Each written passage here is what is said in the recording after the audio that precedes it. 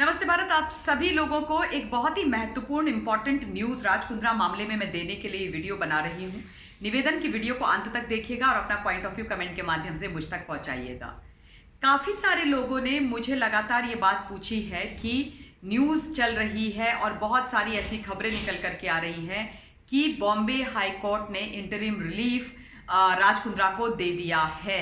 और क्यों दिया है, क्या रिलीफ है, ये जानने के लिए लोग काफ़ी इच्छुक है कि आफ्टरऑल ये मामला क्या है, किस मामले में और कैसे और क्यों और किस लिए इंटरिम रिलीफ राज कुंद्रा को बॉम्बे हाई कोर्ट ने दे दिया है। मैं आप लोगों को बता देना चाहती हूँ कि एक 2020 में भी केस फाइल हुआ था, एफआईआर फाइल हुई थी एडल्ट फिल्म कंटेंट बनाने के मामले को लेकर के, और उस मामले में भी जो क्राइम ब्रांच है मुंबई की, वो राज कुंद्रा के ऊपर कार्यवाही करना चाहती है।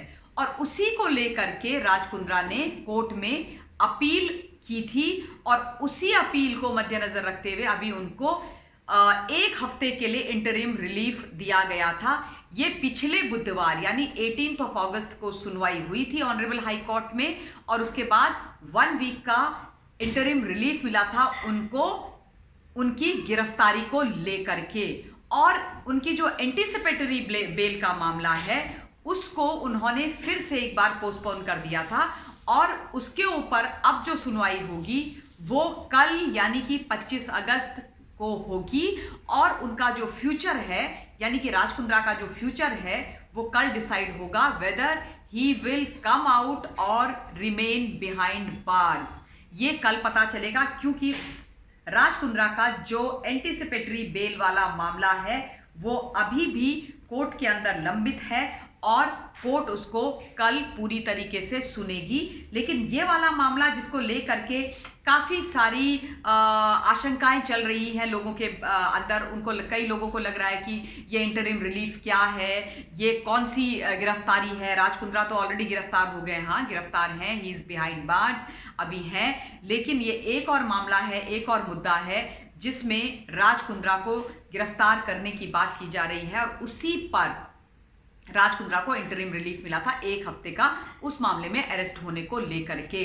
क्योंकि राज कुंद्रा लगातार ये बोल रहे हैं कि उस एफआईआर में कहीं पर भी मेरा नाम ही नहीं है, और जब मेरा नाम नहीं है तो मुझे गिरफ्तार क्यों किया जाएगा, मेरी गिरफ्तारी किस बात के लिए, किस लिए गिरफ्तारी का ये पूरा प्रपंच रचा जा रहा है। मैं तो मुंबई की पुलिस को हर स्टेटमेंट दे रहा हूँ, मैं तो कोऑपरेट भी कर रहा हूँ, मुझे जब भी मुंबई की पुलिस ने बुलाया मैं गया, मैंने उनको सारी चीज़ें बताई। लेकिन क्राइम ब्रांच और प्रॉपर्टी सेल का सोचना और कहना दोनों ही राज कुंद्रा से बहुत अलग है। उनको लगता है कि नहीं, थरो इन्वेस्टिगेशन होनी चाहिए, क्योंकि आप लोगों को याद होगा जब राज कुंद्रा को पकड़ा गया था, अरेस्ट किया गया था प्रॉपर्टी सेल क्राइम ब्रांच के द्वारा, तब यही बोला गया था कि पोर्नोग्राफिक मामले में राज कुंद्रा की कंस्पिरेटर हैं। ये शब्द इस्तेमाल किया गया था राज कुंद्रा के लिए कि ही हैपेंस टू बी दी की कंस्पिरेटर इन दिस केस। और ऑब्वियसली अगर आप ही कंस्पायर कर रहे हो,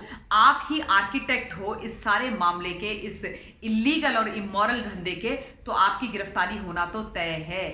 गहना वशिष्ठ इस मामले में अभी तक बहुत बुरी तरीके से फंसी हुई हैं। गहना वशिष्ठ ने भी एंटीसिपेटरी बेल लगाई थी जिसको खारिज कर दिया गया था। उसके बाद काफ़ी सारे लोगों को पकड़ा गया, उसके बाद काफ़ी सारी चीज़ें चली।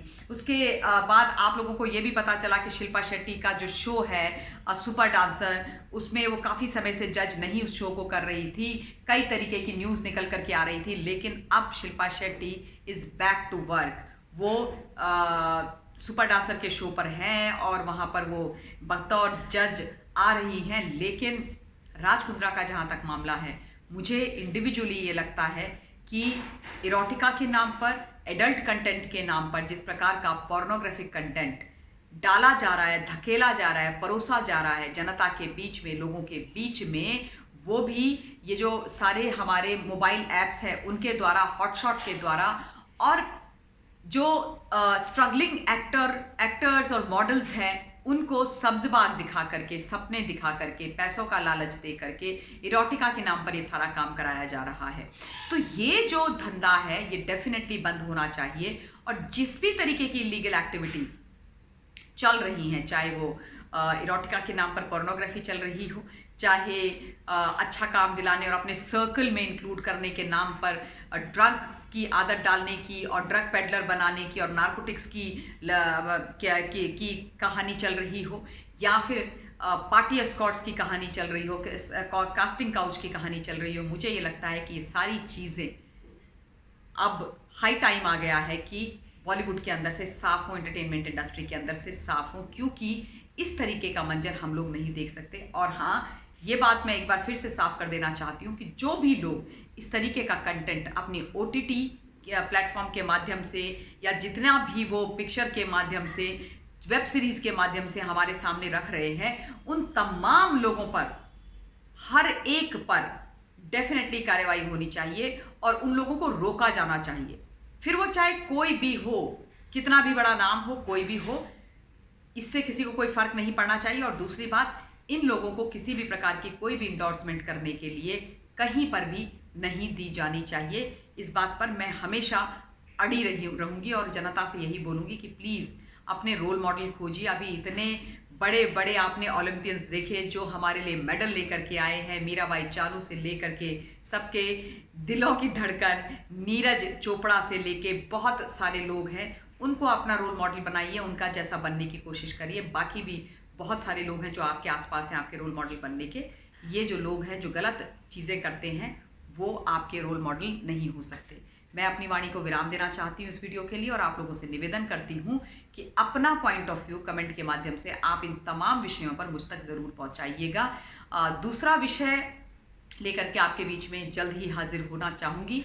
कोविड से अपना ध्यान रखिएगा, कोविड गया नहीं है, so be very careful, mask up and maintain the social and physical distancing whenever you go out, so be very careful people. दूसरे वीडियो के माध्यम से मिलते हैं। Till then stay safe, stay blessed and Jai Hind.